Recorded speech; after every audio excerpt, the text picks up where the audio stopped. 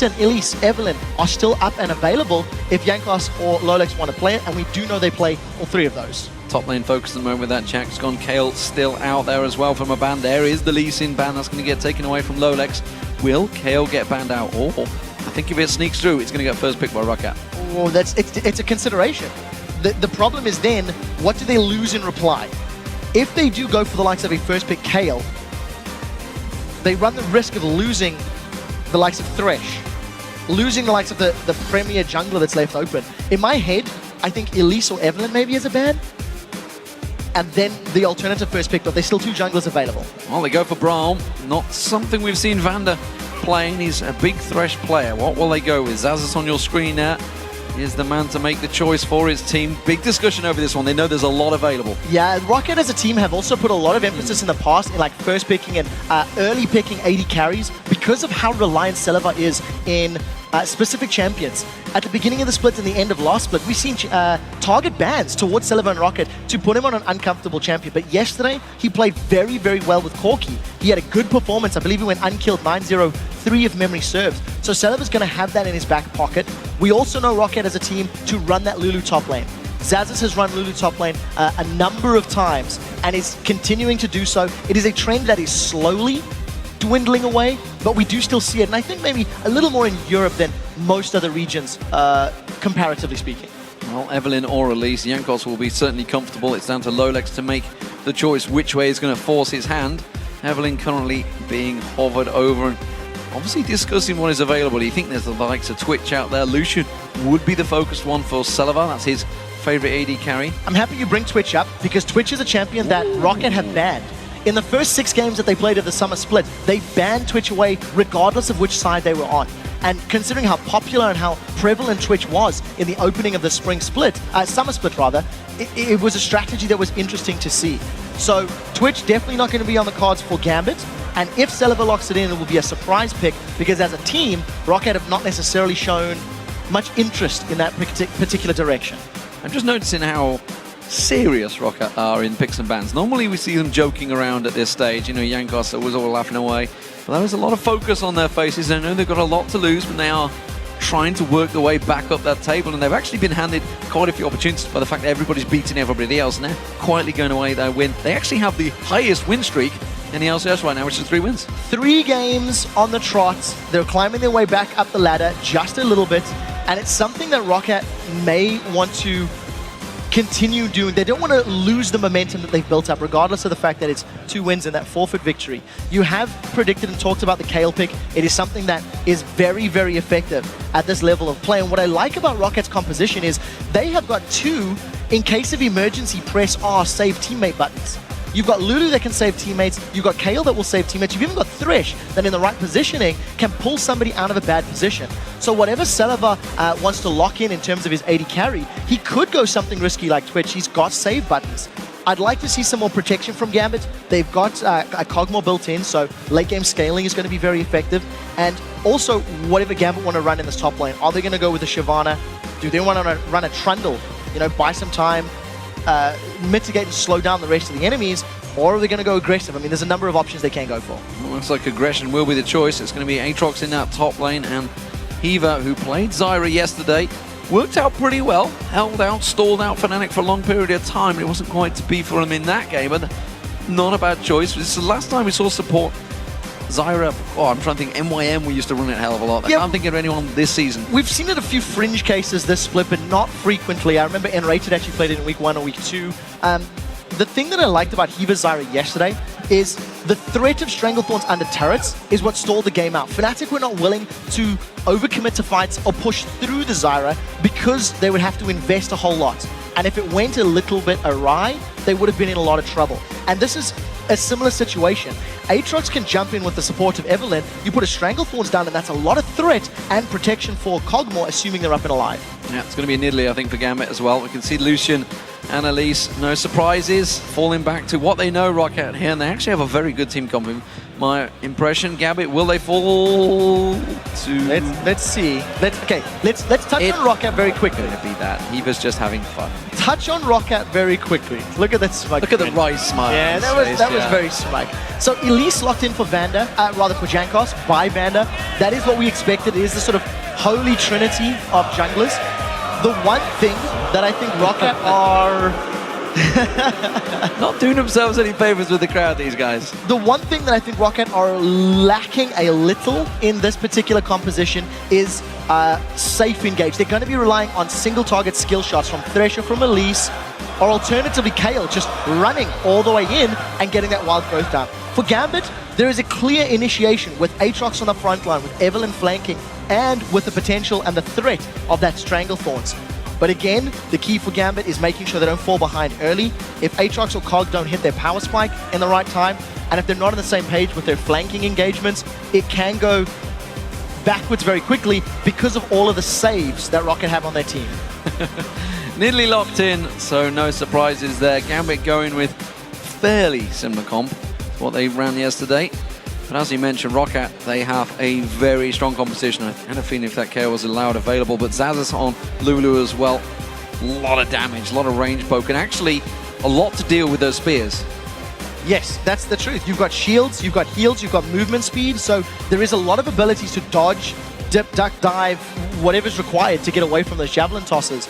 But again, for me, it's all about the flanks and the timing on Gambit's engages, because if they do get a good Evelynn Agony's Embrace into a knock-up from Aatrox, which could theoretically lead to a knock-up from Zyra, there's the potential of completely zoning out multiple members of ROCCAT. You can kill them before they even land, if you time it correctly. But this is a group of solo queue players. Whether or not they have that level of cohesion and coordination needs to be seen in game.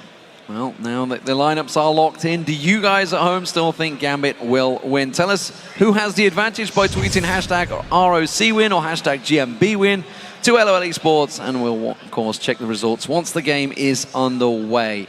What do you feel overall? Where's your heart tugging you on this one? I think both teams have got a lot of things going for them. This isn't a clear-cut, I prefer X composition. The only concern that I have for Gambit is how do they deal with wild growth and intervention? And can they make use of their mid-game power that Aatrox and Nidalee will afford them to circumnavigate the Lulu and Kale late-game power? Because if Lulu gets to that very late-game point where she's got all of that utility, all the movement speed, and Kale has got the ability to maybe go full mimer, we saw it from Miami, people, yeah, exactly. and beat the crap out of people. Yeah. It is definitely a scary potential. 13-5 yesterday, minor on Kale. Let's see if Overpower can match that. As game one of the European LCS gets underway here in London. And it is ROCCAT starting out as the blue team, up against Gambit playing as the red team. So, let's see if they have any level 1 play, any tricks in their bag. Gambit are grouping here. And they did actually go fairly aggressive. They went together deep wards against Fnatic yesterday, and it seems they're going to try and do the same against ROCCAT. Yeah, and the one thing I want to highlight is how effective Nick's spears were yesterday against Fnatic. If ROCCAT take another 45, 47 minutes to try and push for a victory, Nick's spears will be doing even more. So we need to keep a close eye on Nick. He does have the ability to change the flow and change the outcome of games. And Gambit with a very heavy engage, not necessarily finding anyone yet, but here they come from the sidelines. They jumped in. Oh, they pile on, and he flashed out Zazas there. So that's one flash down. Can they get on towards Vanda? Vanda, no. Instead, ROCCAT are going to try and turn this one back around. They're going aggressive in towards them. Dead Center's thrown out, does not land. Lolek's taking some damage around the back there. Salavar in between them, and ROCCAT are in between a rock and a hard place. Vanda flashes away. Kabashar diving in again. Ignite being used on them. It's back and forth. Salavar trying to pull some damage around the side. Gambit not really sure which way they're going here. Kabashar with that Bloodwell available. Ignite down. It's going to get forced out. Bloodwell will pop. He can jump. He can jump. He's going to try and jump across the side, but he's going to jump straight across the ROCCAT. And Salavar is there. Lands himself first blood. So Gambit overcommit to the invade. They got completely surrounded, and yes, ROCCAT got first blood, but look at all of the summoner spells. Flash on Zazas down, Flash Ignite down for Overpower, Flash Ignite down for Vanda. If Lolek can punish the laning phase for the next few minutes, there are enough summoner spells blown on ROCCAT's side to potentially even out that kill score. The only thing I didn't like about ROCCAT's, sort of counter invade was the fact that they were so indecisive. Xazas flashed and ran away. Then Vando got caught in the red pit. Then he had to flash away early. It felt like the team decision was somewhat delayed. They end up coming out ahead in terms of kill and gold, but it's a summoner spells that could dictate the next 5 minutes of gameplay. I've had a lane switch around here, and also Xazas been given the blue buff. So Jankos with that red as well, so trading buffs between the two. So we'll see whether Xazas goes down towards that bottom. Of course, Xazas with the blue buff probably could keep Fury and Heaver at bay quite simply in that 2v1. Yeah, I think so too. With the glitter lances and the wave control that he has, he could dictate the tempo of the lane. But because ROCCAT have initiated the lane swap, you see how aggressive they're playing. They're going to have the support of their mid laner and AD carry if they need to. And that's a good hook. Death Sentence comes in. Jankos was not ready to follow that through, though. Didn't have Cocoon leveled up. They went for the Spider early on. Overpowering this mid lane up against Nick. We'll see how this one works out. And Nick's going to have his work cut out here. He's going to have to farm hard and fast up against the Kayle. So there's two things that ROCCAT are doing against an Evelynn which I like. Number one, they've initiated the lane swap. So they can force Lolex's hand to either defend the tower or obviously go for the opposite tower dive on Xazas. In addition to that, because of the numbers advantage, Jankos is declaring ownership of the top half of the jungle. So he's put some deep wards down, he's got the support of his top lane, and he's trying to move around. Notice how Lolex and Kabashan are looking for the dive, because this is one of the only options available. They've jumped on Xazas. He's going to jump on him, but he can just walk away from that one. Good timing by Xazas. His spider sense is tingling, manages to put the ward down the try, but just as they come around, it does mean that the Dragon's going to get started off very early on for Gambit in here. Would be a 4-minute Dragon if they can take it down, and there's no reaction from ROCCAT. No, there can't be. They simply don't have the numbers to contest this. So this is obviously the risk of going blue side. Oh, this is so brave for Xazas. He could cause some serious problems. If he gets caught by any CC, he's going to go down. Glitter Lance on towards him potentially. Spears coming across the side there. There is a Glitter Lance. Lolex tanking it up, and Xazas now in trouble. Remember, he has that blue buff. He's got nowhere to run. And that was a gift for Fury, honestly. Not too sure what he was hoping to achieve. Yeah, there was not enough support. Even if Overpower had made it in, they maybe could have traded 1-for-1, but they still would have lost the Dragon at the end of the day. So Gambit going to secure themselves a kill. Note, it was Xazas that burned his flash on the invade early. Not having that flash means he gets caught out, but he was very overextended anyway, and probably should have been a little more cautious in that role. So Gambit with an immediate reply. And he teleported onto a ward there, not the tower, so that's a 300-second instead of 200-second cooldown. So, and it got spotted out, and of course, at the moment he came in, so he got literally nothing from it. So ROCCAT, a little bit shaky despite getting that first blood locked in. Top lane, of course, we saw Kabashard teleporting to top there to make sure he could clear out that wave. Goes straight back, gets himself a second Doran's Blade now. Makes his way back towards the top lane. So Gambit, we mentioned it yesterday against Fnatic. If they can do well in the lane phase, essentially they are a solo queue team right now. They can cause problems for a team. We saw it against Fnatic. Fnatic struggled to close the game out despite dominating the first 20 minutes. That game went on for 48 minutes. Yeah, it really did. And it's all on Gambit, you know, to make positive plays. That Dragon is one, and diving on Sullivan Vander, it looks like another. He's got his Bloodwell back available, feeling very confident on Aatrox here. Kabashard, Xazas caught out, grasping root, good slow from Fury as well, but he chooses not to follow it up instead. He wants to get out CS, but Xazas, he's having a lot of problems down this bottom lane. That's such good damage from Heaver and Fury. Just very good positioning from Heaver to allow the grasping roots to lock Xazas down. And it was Heaver that I believe was, in my opinion, was very instrumental in yesterday's delay. You know, his threat. Oh, Lolex has found Vander. Oh, he just walked in. I think he did an attack move on towards him. He gets the flay down. Is the Ignite's going to be enough to take him down? Vander gets a return kill. So close. That Ignite had just become available a few seconds prior, and I thought it was Lolex finding Vander, and it was the crowd control from Vander that actually allowed him to get the kill. So ROCCAT with another very quick reply, and it looks like it's tower defense for both of the respective junglers. Lolex was trying to just hold out in that top lane, and unfortunately got caught out. These are level 6 mid laners, keep that in mind. Oh, Nick going straight in towards Overpower. Overpower does have intervention, remember, he could have turned his damage back around on Nick. Nick tries to heal himself up. Is the spear going to land? It's very close range. Ignite goes down. Overpower chooses not to follow, but Nick definitely coming out behind in that trade. Yeah, very smart play from Overpower. He didn't waste that intervention, because of course he's looking for that last spear, that last tick of damage that would kill him before he ends up using it, but he did burn his Ignite. Summoner heal still available for Nick, so if they get caught out again, Overpower is one combat summoner down and may not be able to secure the kill. Alex on the pink ward, we'll have to get back to that later. as promised. Well, Gambit were the ones that started it technically yesterday, so we'll see how this one progresses throughout the day. So, blue buff. Can Nick get this one? He needs it, that's for sure. Lolex should give him a cross, but we saw this one actually messed up by Fnatic yesterday. Yes, Cyanide accidentally getting that blue buff. He was an Elise, actually. I think it was a Spiderling that took that last tick of damage. For me, I think with this tower going down in the top lane, ROCCAT should consider swapping Sullivan Vander to the bottom lane to primarily get presence for the next Dragon. Remember, Dragon was picked up around 3.5, 4 minutes, and if ROCCAT have got a superior numbers in that area of the map, then they could obviously contest for that objective. We'll see if they agree. And Xaxus again, all of that damage from Hiva, but Hiva's got no mana. He's burning through his whole mana pool to try and deny Xaxus. Xaxus is not that far behind in CS. He's only 200 gold down, which is the difference of that assist and the Dragon. So he hasn't been shut out quite as much as it may look if you look at his HP bar. So Overpower back in that mid lane, clearing out the wave, and Nick once again doing a fantastic job keeping up that CS alongside Overpower, so both fairly even. And if I look across all the lanes, it's really just the AD carries that have the lead. Fury ahead of Salavar. Salavar pretty much had his own time in this top lane up against Cabochard for a long period of game. You can see he's just holding out, keeping that wave. Fury doing exactly the same, but he's making sure the tower does not take the CS, which he just did right there. Right on cue. Triple Doran's ring for Xaxus.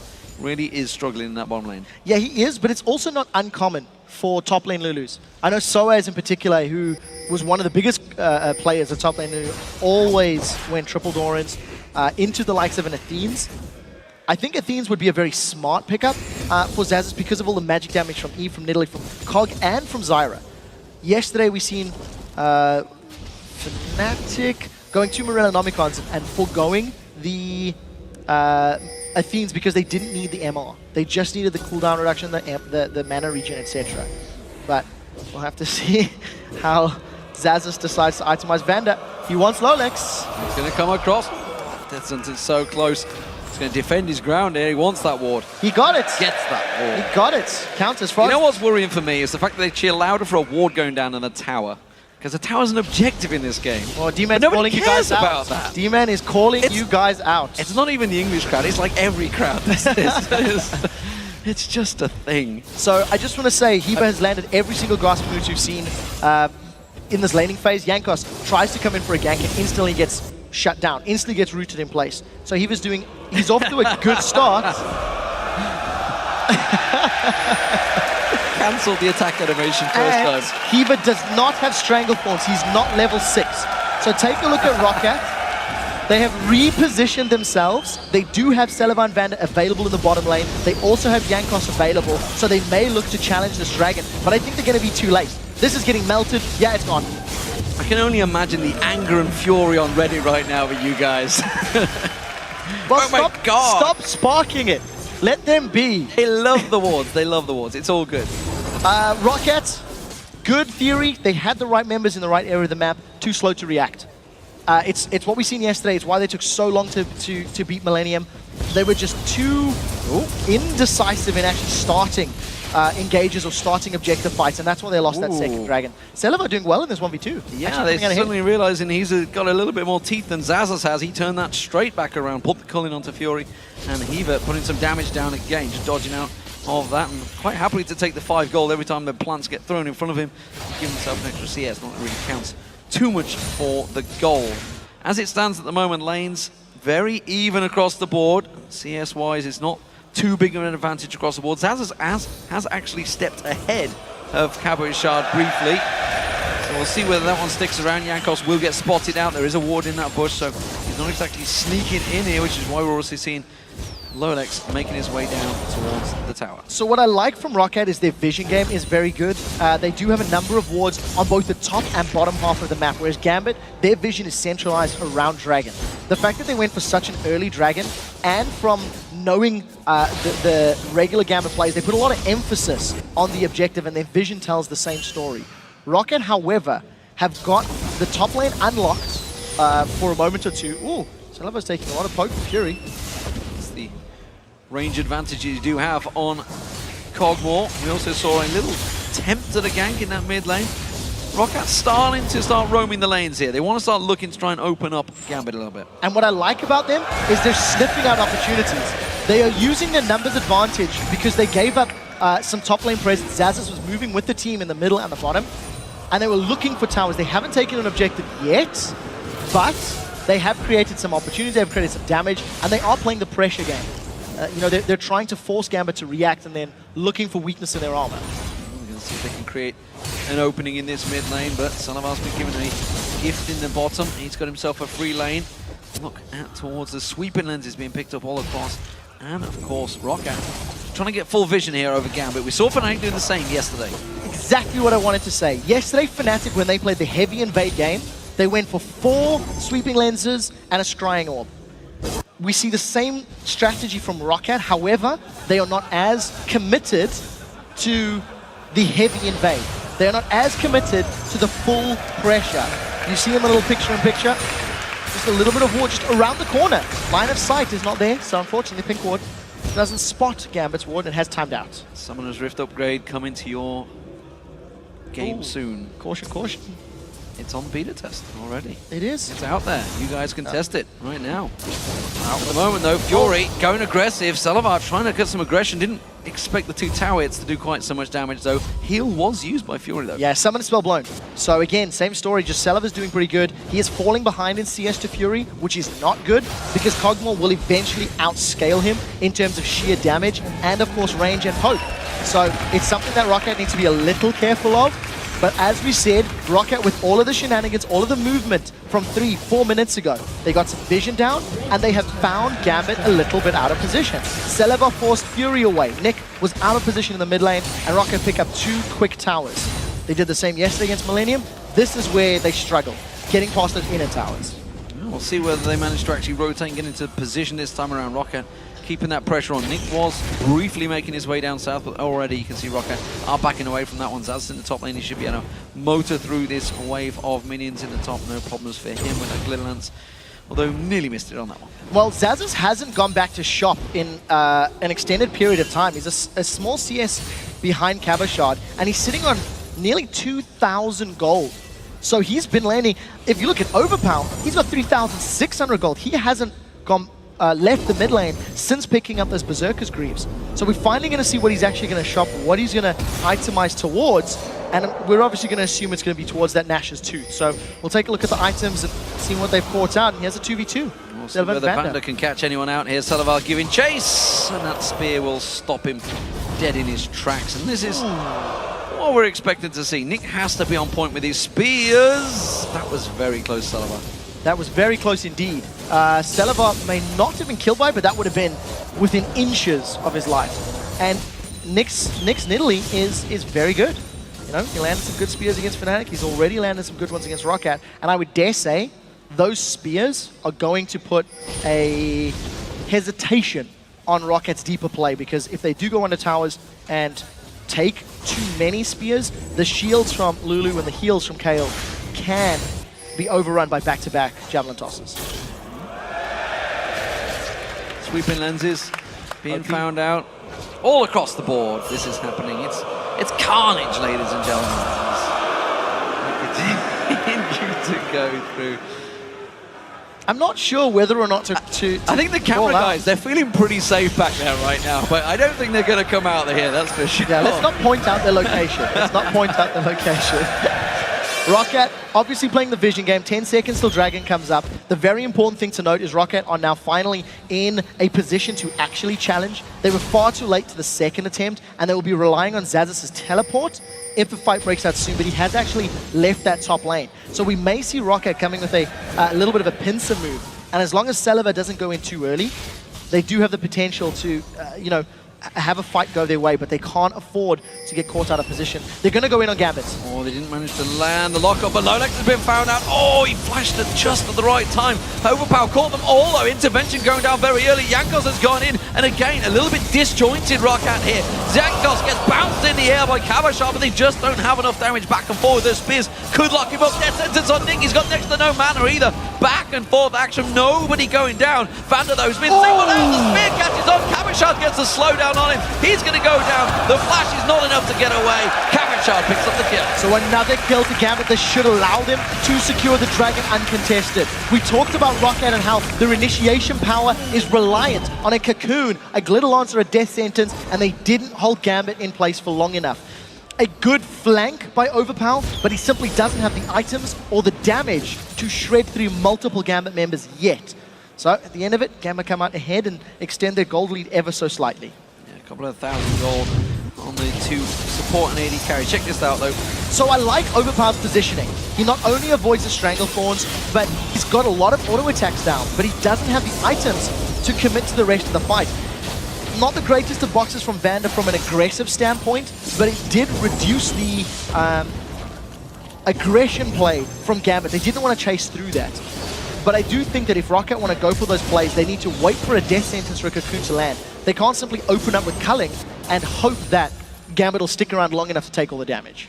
Yeah, that's just not going to work out for them, and that's another Dragon, actually, for Gambit, which is keeping them very much in this game, keeping them ahead in gold. Pink Ward shows out that wall placement. It's going to be blue buff given across to Nick. Question is, though, will ROCCAT try and intervene? Overpower finds himself another one. He's going to come around the side there. They're going to try and steal this away. He didn't quite have vision.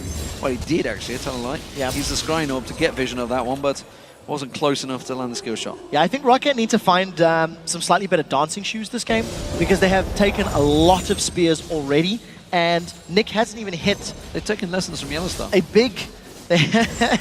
Hasn't hit a big power spike. He's still working himself towards that death cap. Only 1,000 gold with Nick at the moment, so he's still a while away from having those very high impact spears. But he's hit multiple targets onto the likes of Selva, Vander, etc. And that's allowing them to reduce the threat of ROCCAT. ROCCAT haven't pushed past that front tower for the last 5 or 6 minutes, and considering how active they were in the first 15 minutes, it is quite a change. It's Gambit regaining some control of the tempo. Okay, so let's talk about late game, because these guys are in 20 minutes. Obviously moving into the mid game, late game, of course we know Kale's going to be a beast. Cogmore's going to be a beast as well, though. He can counteract it quite well if he can stay away. But what protection has he got? Not a lot. It all comes down to positioning. If Gambit are going to engage a fight, they need to ensure that Lolex has a good flank, and the Stranglethorns and Grasping Roots from Heaver's Zyra are going to be imperative to keeping Nidalee and Cogmore alive. If ROCCAT are able to be mobile, use Repel, use the Whimsy from Lulu, use the Speed Boost from Kale, and get over that Stranglethorns, that's when Gambit gets into trouble. So for me, it's all about positioning. Both teams have the damage and the ability to completely deal with their opponents, but only if Gambit can actually flank correctly and delay ROCCAT from hitting the carries. ROCCAT seem to have hit a bit of a hard rock right now. They're doing the same thing 3 times running, pushed in towards that mid lane, realize they're up against Gambit, can't push through, everybody backs away again. On the same token, it's not the end of the world for ROCCAT, because they want Lulu and Kale both to scale. Yeah. They want both of them to get more items, ideally looking for Jankos to get even more tanky, maybe get himself towards a Randy Omen or something similar to stick to the backline more. And I think both teams have got very good late game scaling. And it's just going to come down to who can outposition their opponents. For now, it's Cabachard making the plays. Yeah, nobody dealing with Cabachard, nobody reacting to it. Zazas had gone down the bottom to push that wave in. That's already been cleared out by Fury. That's a simple tower for Gambit. The first one of the game, I might add, that they've picked up. And, with the Dragon Gold they've already got, and the control they've got of the Dragon area, it's actually a very positive position for Gambit to be in. And ROCCAT, I think ROCCAT needs to just look for more proactive picks. If you can Elise or Thresh onto single targets of Gambit, they will go down. And the key is just encouraging Gambit to be in lanes where ROCCAT can dive, where ROCCAT can find those picks. Lulu, we seen yesterday playing somewhat of a split push role, can do fairly well in that role because of the movement speed and the safety that Wild Growth gives you. So you play a little bit of a bait, let Zazas push a lane out. As somebody comes to deal with Zazas, Jankos, Overpower, or Vander are then there to help out, try to secure a kill, and try to mitigate the map control that Gambit currently have. Spears continuing to flow through as Nick switches into Cougar, clears out the wave. Lolex looking to start trying to make some inroads into the ROCCAT base. They haven't really touched this middle tower. That's maybe the next focus that they want to get towards that bottom turret as well, standing still. But a lot of Gambit members coming around here. Fury gets some free time on towards it, he certainly will do a lot of damage. Yeah, he certainly will. And I think Gambit are quite well aware of their reduced wave clear than ROCCAT. So if ROCCAT do eventually begin sieging, with proper vision around the flanks, so to deny a Lolex fight start, I think ROCCAT could probably force Gambit's hands, you know? Try playing through the jungle, rotate from mid-inner to bottom inner. And that might be a way for ROCCAT to encourage mistakes from Gambit. Dragon's respawning, and I think Gambit, they're too split up to have the superior positioning. And it looks like ROCCAT definitely want to contest. So while this has been happening, while they've been pushing, dilly-dallying, doing nothing for 10 minutes basically, every single time, Fury gets to the bottom, gets himself an entire wave. Dragon's going to be up in 20 seconds. He's actually gained a big CS advantage over Celiva in this time. He was behind at one point. Now, Gambit moving back in. Dragon up in 14 seconds. They've got to be careful they don't give up the mid tower here, though, because Overpower's pushing the mid. Yeah, it looks like ROCCAT are playing the lane game. Trading a tower for a Dragon, I think, is very smart for ROCCAT, because it opens up access to the jungle and the inner turrets. But Gambit have peeled away. They've come to defend. Let's see if ROCCAT stick around after the minion wave dies. Well, the spear doesn't land. They do get a big chunk of damage onto that tower. Gambit slow to react on that one, and they ping back straight on towards the tower. Minion wave has been pushed out. I've got a feeling if they go back towards that Dragon, ROCCAT are just going to go straight back in there and take that tower down. Yeah, they really can. And of course, if Jankos is the one that starts off tanking the turret, he can just drop the aggro thanks to his repel. Their centers, they've caught Lolex. He's gone in! He's gone in towards it. Lolex is going to take all that front-loading damage, but he's actually safe for now, and he gets that big shield going off towards him. Overpower, intervention saves his life. Heaver's being focused on with Celiva. Celiva's got to be careful he doesn't get singled out off the side. He's away from his team, and everybody again steps away. But this time, ROCCAT are in a much stronger position. So important for Gambit that Stranglethorns is able to stop every single member of ROCCAT. Celiva ran around the left-hand side of the lane because he didn't want to get caught by that Stranglethorns. And we talked about how difficult it is for Gambit to kill people through the wild growth and the intervention. ROCCAT get away.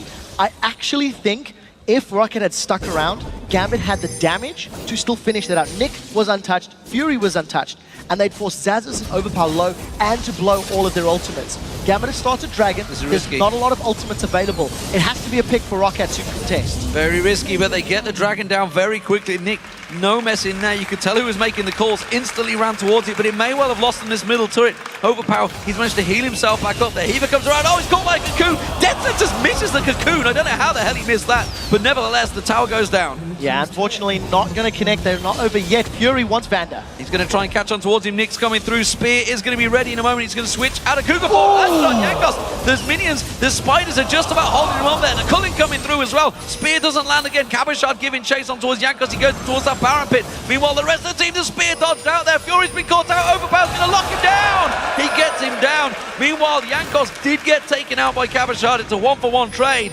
And they're going to keep on pushing. 1-for-1 at the end of the day. It was Overpower with a very aggressive flash ignite.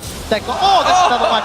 Nick with the homing spears. Gambit are going to keep chasing. Oh, he dumpsters on towards him, but it's not enough there. Good play from Vander. Dodges out of the spear. Celiva's going to get caught with the slow. Nick's going to look to land another spear. That minion wave is just defending him for now. Can he throw it towards him? He's going to dodge out in the tower. Can they push on this mid turret? They've got the minions with them. Gambit do have the minion wave. Celiva's still fairly healthy with flash and heal, so he may stick around. If he gets caught by the knockup of Cabochard, he's in trouble. He's going to get caught out. He's going to get towards it. Intervention goes down from Overpower. Locks on towards him. Lolex gets on towards Celiva's not going to be focused. Overpower will. Wow! And Cabochard. Oh my god! Overpower gets 2 down. Celiva clears it out. Wow! They really should have gone for the tower. If Overpower had not gone for the Runon's Hurricane and his second item before finishing that, if he hadn't got the Runon's Hurricane as quickly as he did, he wouldn't have been able to get all of that AoE damage. He was hitting so many targets and shredding them down. Gambit overcommit to the dive, and the intervention was massive. ROCCAT get the kills. They're going to secure this Baron uncontested and have a very solid stranglehold on the game.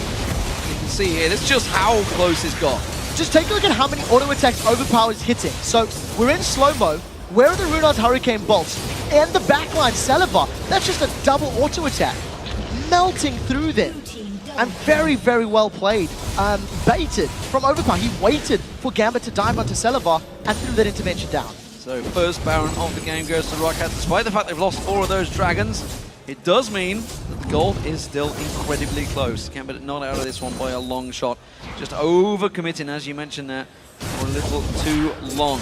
They need to get themselves some vision down though. ROCCAT have good ward control in and around that Baron pit area, and they could push forward now they have this buff on. And this is something that happened yesterday when Mima got multiple kills. He got a few kills at the early to mid-game stage of the game, got an item crescendo, and then just began to dominate the game. Overpower's already had a good flank on Gambit's positioning and was unable to kill anybody because he didn't have the items. Now he has the items. He just picked up a Void Staff after that last back, and with the regen and the stats from Baron, you see how quickly he heals that spear, the Javelin toss-up. So ROCCAT now should look to siege.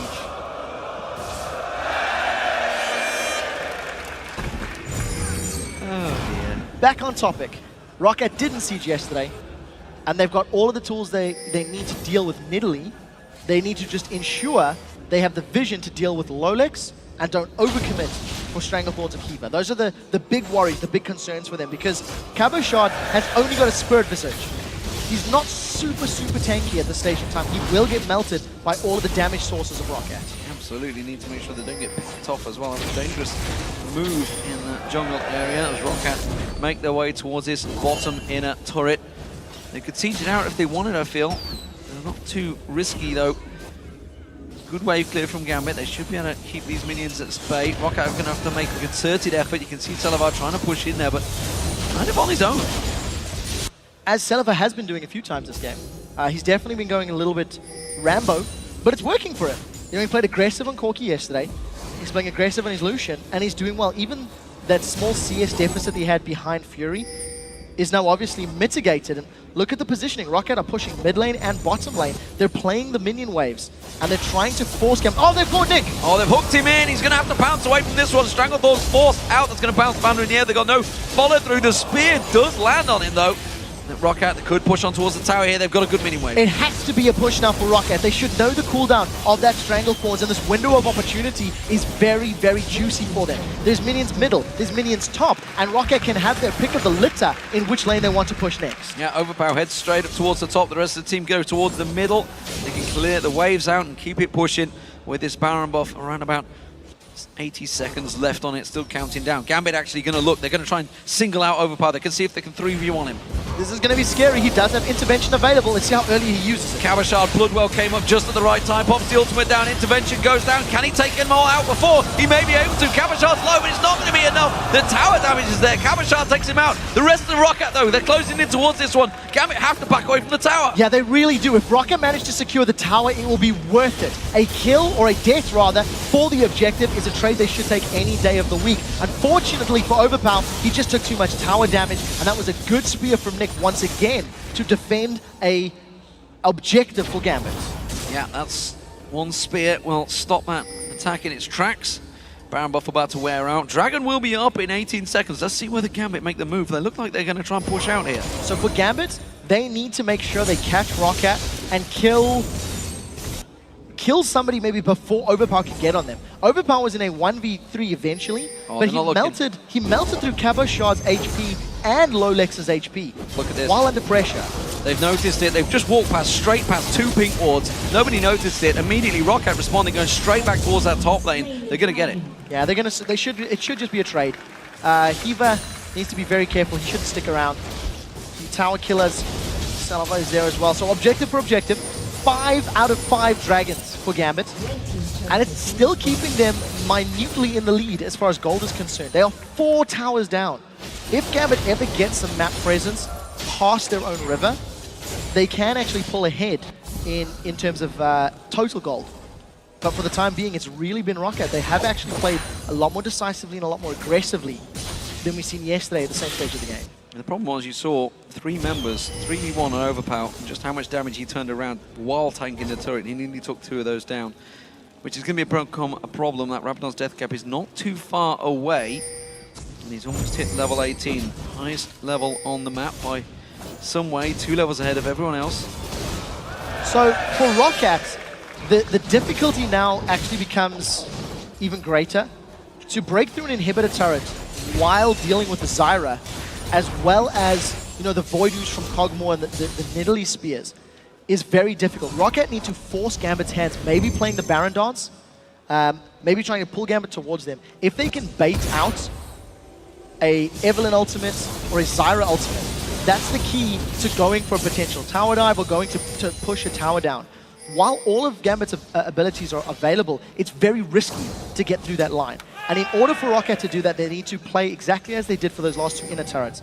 Vision in the jungle and force Gambit's hand. It looks like ROCCAT are trying to set that up with a couple of deep wards around the Baron pit as it's a minute away from spawn. Screen orb used there, and actually Jankos has been separated. Shield way too late on that one. Zazas there gets heal off from Overpower though. And Jankos trying to catch on towards Lolex. Will clear out that vision again. Jankos trying to get in towards it. Cocoon will land on Fury, won't get followed up by ROCCAT, but this is a tense moment. Remember, both these teams equal on gold right now. No buff bonuses. This is a straight-up brawl. Yeah, and Gambit can continue to stall this out because the minions are working in their favor. Both top and bottom are pushing against ROCCAT until Overpower just moved to deal with that top lane. So Gambit were, for the time being, happy to stall that one out. And again, they're not looking to have a straight-up, like, dive onto Overpower. They either have to pop Overpower instantly, or they're just going to sneak a tower because ROCCAT are out of position stealing a red buff. That's not a great trade. Yeah, they went for red buff for a tower. They may be looking to try and get around them, but Gambit actually pretty clear in their decision-making there. Just pushing straight through that mid lane, gets himself the third tower of the game. They're now 6-3 in turrets. Baron, though, that's going to be up in 12 seconds' time, and that's almost certainly a focus objective for ROCCAT. Let's see if Gambit can get some vision in there. You can see Zazas keeping that pit clear. And of course, Baron is up. So Gambit have got vision on it, and well aware of that one. And I do think the Baron bait is the safest call for ROCCAT. The threat of Gambit's team comp is very great. They're even on gold at 33 minutes. They're down in towers, but thanks to the fantastic dragon control that Gambit have had, they're keeping themselves relevant. I do still think Cabochard needs to get more tanky. He's currently just sitting on that Giant's belt, and he's got a mixture of stats, but you contrast that to Zazas, who's got his Morellan Omicron and Death Cap. Those shields and Wild Growth are very, very effective at this early stage in the game. He's got 172 magic on this. It's not too bad. Not at all. Consider most of the damage will be coming from Zazas and Overpower, but of course Salavar can just rip him apart. The key problem is that Overpower's going to be shredding all of his resistances, and with the damage amplification Kale can also have, it's through shredding those resistances, it means Cabochard needs all of the support of Lolex as well. And just look at ROCCAT. They keep trying to play this vision game. They keep trying to get superiority around the Baron pit, and they're not forcing Gambit's hand until now. Zazas is split pushing in the bottom lane. He's going to try and make Gambit decide. Defend bottom tower or go for Baron, and ROCCAT have to be very decisive in this 4v5. Cabochard fancied his chances with Overpower there. He forced straight up into his face. Has stepped away this time. He's going to have to hold out, and they may try and flank around here. Jankos was coming up the side there. Nick is out of position, landing the spears still, though, onto Jankos. And ROCCAT do force Gambit to go back into defensive position. Yeah, and Italy with that pounce is so difficult to lock down. And unfortunately for ROCCAT, they keep eating spears. Every time we look at them, it's just tink, tink, tink. And Nick keeps connecting.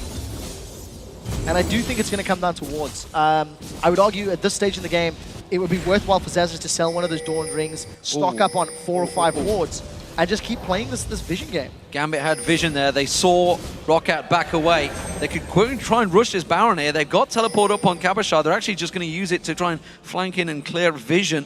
They could have started that Baron quickly. They could have, but I think without Cabochard there, it may have taken a little longer. He does have teleport, of course, but you know when you teleport to start a Baron, it's 100% certain. Kog'Maw and Cabochard probably could have shredded that very, very quickly. But again, it's just a vision game. It is all about wards. It is all about who can spot their opponents more than yesterday. We did actually see more wards placed, more wards killed than an average LCS day of 4 games. And ironically, it's Gambit and Cabochard with a successful split push because Zazas, he didn't extend past the inner turret line. That tower's going down, and it's going to be another one. Cabochard taking this, and ROCCAT doing 0 to react to this. Lolex stepping off the side there. You can see they're going to start off the Baron. They're getting good vision from the Kog'Maw ultimate. Cabochard continuing to push. It's going to keep throwing these spears. They're going to force Cabochard to teleport in here. They're going to have to go for this. He can teleport to the plant if he wants to, and he's doing it. He's coming into the plant. Vander's going to be the man at the front there. Lolex flashes out. Intervention used on Vander. Gambit are going to force him out of the pit. The spear comes through, catches on Vander once again. So Gambit take themselves a turret and defend the Baron. Intervention and wild growth on the same target, which was the support. Gambit did not commit further past that Stranglethorns, so it was able to zone ROCCAT out, and because of Gambit's positioning, they're going to get the mid-inner turret as well. Rushing straight in the mid there, Cabashard happy to tank this one through. Heal coming in, the minions will join this one. Fury putting as much damage down as he can. ROCCAT finally react to this one, but Gambit are slowly but surely clawing an advantage in this game. Fast reaction. It was interesting to see Cabashard tanking the tower up and not actually going to auto-attack it. He had his dash and his slow if he wanted to escape, but instead had only relied on Fury. So 50% of that HP down, Dragon has respawned, Gambit have got better positioning for it, and it looks like ROCCAT are toying with the idea of Baron. They don't have a massive amount of vision, and ultimates are still missing on some key members of Gambit, whereas ROCCAT have got all except for the box available. Nick needs to tank this one out. Lowlex is very low, he's not getting any regen. ROCCAT are going to start this one up again. Nicky's not there, there's no spears following through on this one. Gambit may well have given it up, you can see they're trying to desperately to keep them away, getting vision. Fury again, Overpower waiting in the pounce on towards Cabashard again. They tried to peel off, they've not finished yet. Baron taken down to 2,000, 3,000 hit points just off the side there. Death Sentence does not land, 4,000 hit points. ROCCAT peel away once again, and Gambit defensive duties hold strong. Yeah, the poke from Gambit is very, very high.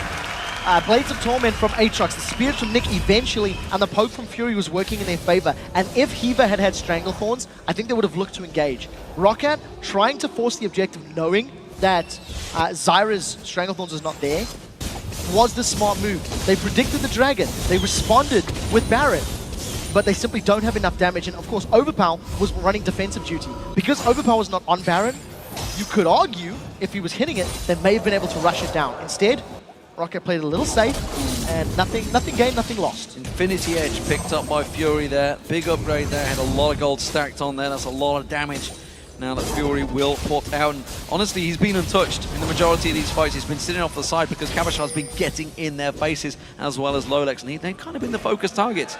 So Gambit, honestly, for me right now, I'm looking pretty strong in this game. Completely agree. And in our pregame, we said if Gambit can be more decisive in the late game than ROCCAT, they legitimately can win this. ROCCAT did not look convincing yesterday. They didn't look concerted in their decision making. And we're seeing the same things. Yeah, there's hesitation, there's a little bit of mixed calls, and it feels like ROCCAT aren't sure how to get onto those inhibitor turrets. They've done a good job of getting all of the inner turrets. They've had pretty good jungle camp vision and control, but they haven't touched a dragon. And it looks like ROCCAT have said we don't want dragons, because they haven't contested at all. Well, Salivar once again goes in, pink ward down, clear the wards. But Baron not touched. Nick not landing the spear this time. Overpower clears out that top wave, gives his position away, and Gambit try and take advantage. Remember, they took a lot of hit points off this mid turret already. Vanda's going to come around. Salivar going to try and keep that wave clear. Cabashard can tank it if they want. So I've been talking about how ROCCAT can push past inhibitor turrets. For Gambit to do it, they need to get Lowlex and Cabashard to flank and engage. You know, once Lowlex and Cabashard start a fight, Heaver's Stranglethorns can be the tool that ends it. That can knock ROCCAT up. We do see all of the ultimates available for Gambit, and they're trying to, again, it's just vision. They've denied it from ROCCAT, try to force ROCCAT's hands, but Zaz has made no movement of leaving the bottom lane, so I think calculated decision from Gambit that they weren't going to commit for the objective. You know, despite the fact that they keep clearing, there's visions, those wards are rattling through, and they have to keep vision because they have to see where those wards are going. Zazas is getting a good job on this bottom wave, though. He's going to keep on pushing.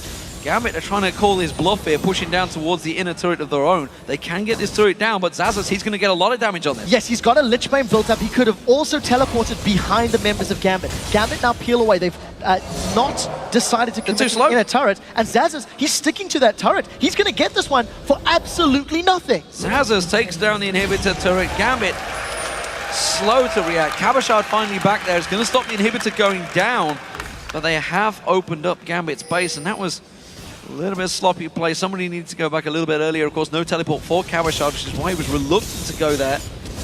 Trying to call Zaz's bluff did not work out for them. You can see right now, Fury has got a lot of damage once he needs it, once he gets it, once he can load on them, but Overpower is becoming a scary beast right now, I feel. Once we see him actually get involved in the next fight, which has been a while, by the way. We haven't seen these guys fight for a long time. There's going to be a lot more damage picked up by both teams. The scary thing for Fury is his positioning just has to be so immaculate. If Lulu gets a Glitter Lance on him or a Cocoon or a Death Sentence from Release the Thresh, there's no, save me buttons. You're going to have a big heal from Nick, of course, if he's in range. But outside of that, no intervention, no wild growth. So Fury needs to make sure he avoids getting caught and uses that Bioarcane Barrage range to its absolute maximum. In order for Gambit to win those fights, it really is dependent on him to stay alive and to keep attacking after the wild growth and after the intervention have worn out. Hourglass picked up by Nick, that's also relevant because it can afford him all of that safety. He can mitigate some of the time on those Righteous Fury swings. Kavashard, it's going to be an interesting duel. He's got a lot of MR, he's got Randuin's, and we'll see if he can stick to Zavs. I think that's going to be the key. He needs to make sure the slow from wild growth and Glitter Lance don't negate him. Do not want, I believe, is the terminology. I think only in England you hear fight, fight, fight. It's a playground term that's managed to find its way into League of Legends Wembley Arena, which is impressive in itself. We'll see how this works out. Again, vision. It's all vision from ROCCAT. They simply haven't got deep enough wards, and they're running very, very scared. So, what are they going to do? That's the question. 43 minutes I've been asking myself that. Something I'm would be hoping good. they're going to do something sooner or later. 6-5. High kill game after that challenger match, that's for sure. It's just indecisiveness. Gambit haven't tried to flank. I don't know if they fully understand how even they are. Maybe they feel like they're further behind thanks to the map play that ROCCAT's had.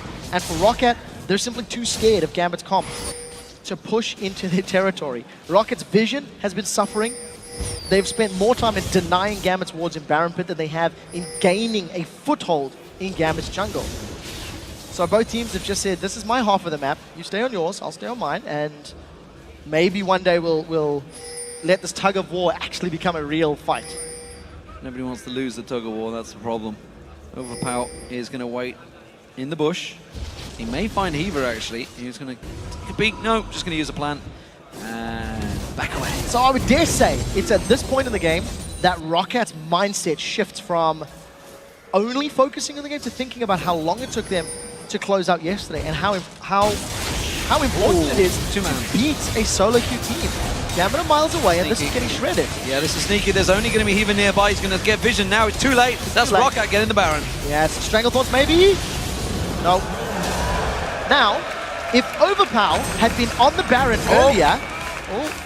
If Overpow had been on the Baron earlier instead of trying to zone out Gambit, that could have happened about 6, 7, 8 minutes ago. But because Overpow had decided to play the zoning game when they were pulling Gambit towards them, it means the Baron wasn't there. ROCCAT secure their second Baron of the game. They did a decent siege on the last Baron they had, but now they have to overcome Gambit. They know Stranglethorns is down. They know it's not available, and it's not going to be available for at least another minute and a half. So please, ROCCAT, try to siege up these either bottom lane inhibitor or inhibitor turrets because you've got openings available to you. Well, gold continues to be fairly even. This dragon will even things up. Give me another chunk for Gambit. That's another dragon secured. They've been on point with dragons, that's for sure. Fancy points secured, 7 out of 7 now. This game is reaching the 46-minute mark, and no sign of aggression from either team just yet. None whatsoever. ROCCAT's victory yesterday was 47 minutes. They look to extend this match, and it does look to be a push. ROCCAT have grouped up. There is an exposed inhibitor, which of course makes life a little easier in dealing with Zyra. And finally, they've moved up. Also look, Overpow is pushing middle. Overpow's pushing middle, so Gambit are going to be able to play multiple lanes if they go that route. ROCCAT finally going to push the open exposed inhibitor in the bottom lane. How long till they back away? No tower there. Can they get on towards it? In theory they can. How many spears does Nick need to land to push ROCCAT back? That's the real question. There is regen from Baron, there is heals from Kayle. Ooh, that's a big spear. The heal is not necessarily evening it up. And ROCCAT have to get in range of this turret, but the minion waves are being killed very, very quickly. So look, ROCCAT's playing it super safe. The cleave clear that Kavashard has. Fight! I'm with you guys. Come on, fight! Finally, hopefully we're going to get a fight here. Jankos has to land one of those cocoons. That will start everything off. There's He the got cocoon. it. Are they going in? No, that's the hook. But it's Kabashard. They don't want Kabashard. That's not the target they were looking for. Vander takes damage from Fury. He's going to take another spear as well. And that's ROCCAT going to back out of the base. So the question was, how many spears did it need to connect? 2, I believe, was the number. Unfortunately, Vander not able to lock down Nick. And that means ROCCAT are not going to commit. And you can't blame them. You really can't. You don't want to jump into a fight against Stranglethorns. It's just that simple. Joe said it yesterday. You don't get points for finishing flashy or finishing fast. You only get a win winning. I'm glad you clarified that, Trevor. Yeah, I realized, I'm like, where am I going? Don't know, do not know. Jankos lands the cocoons. Kabashard again, not the man you're looking for. And again, Fury, a single shot there, shredding almost 1,000 hit points off Jankos. So, interesting story with hashtag cool story bro moment. There are more dragons secured in this game than any other game in the summer split here in the LCS, and all of them have been secured by Gambit. Oh, that middle turret almost down. Overpower's been sneaking in every time, heals himself up. There's buying time for the rest of ROCCAT down the bottom to get more damage on the Inhibitor. Finally, they get on towards it. Gambit have to start reacting. The middle turret is now also very, very low. ROCCAT are going to roll on round in towards this middle turret. It only takes another hit. Spear lands on Salavar, may slow him down briefly. Gambit now, they have 5 men defending the mid. Look at this top turret though, you can see minions doing the job for Gambit. That is a massive amount of minions. That's going to secure the tower, and Gambit are going to reply. ROCCAT have got a lot of damage on that mid inhibitor turret, and with super minions bottom after 4 waves of minions pushing in, that will give them the tools to continue the siege once Baron wears off. It doesn't have the longest of times, and actually I think it did just time out a moment ago. They used the entirety of Baron to take down an undefended inhibitor.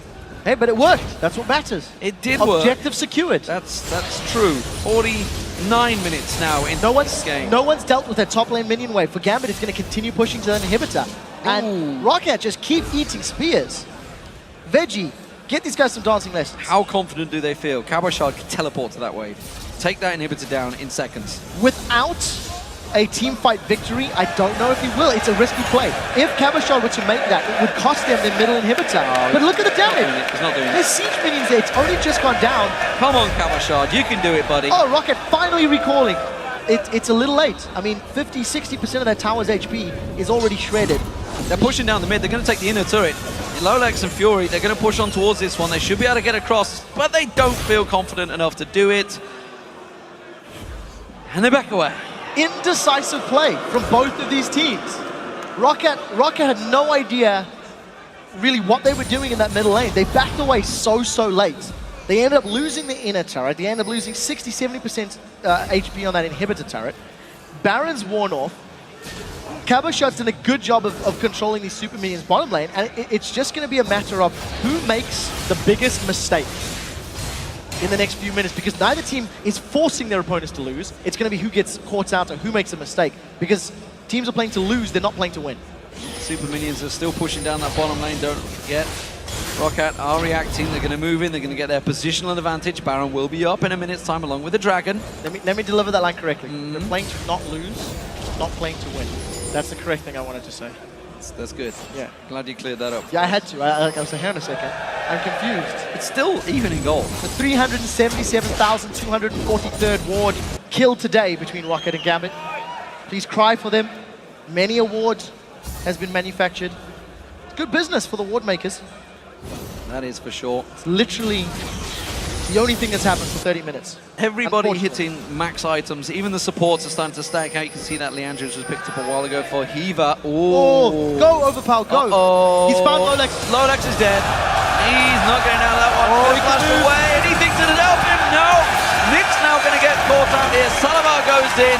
That was all they required. Just a little bit of vision in the jungle. It wasn't to be. And ROCCAT push on in. So the middle inhibitor turret is low on HP, but there are minions in the top lane. So keep in mind, if ROCCAT get this one, they can roll down to the middle lane and try set up another objective. Super minions are pouring in the bottom lane. ROCCAT, they're going to commit. Can they get caught out? Fury catching on towards Vander, putting a lot of damage down towards him, but that is only the support. Meanwhile, Salavar putting the damage back on Kabashard. They're going to push in towards this inhibitor turret now. Super minions on the Nexus area as well. They keep on pushing through. ROCCAT, can they close the game out or will they step away again? That's a big spear onto Salazar. The rest of ROCCAT are on the inhibitor. Quick shield on towards it. Here goes in. That's gets the spear. Heaver's caught out. He's only just respawned. Stranglethorns goes down. Vander is going to escape this one. Fury wants to chase, but nobody's with him. Fury has to step away. Shepard goes in. He's got the blood well available. Fury, can he land the damage down? No, they're going to mitigate it very well. Kamashard goes back on. Overpower comes to the side. He just cleans his way through Gambit, and they just drop like flies.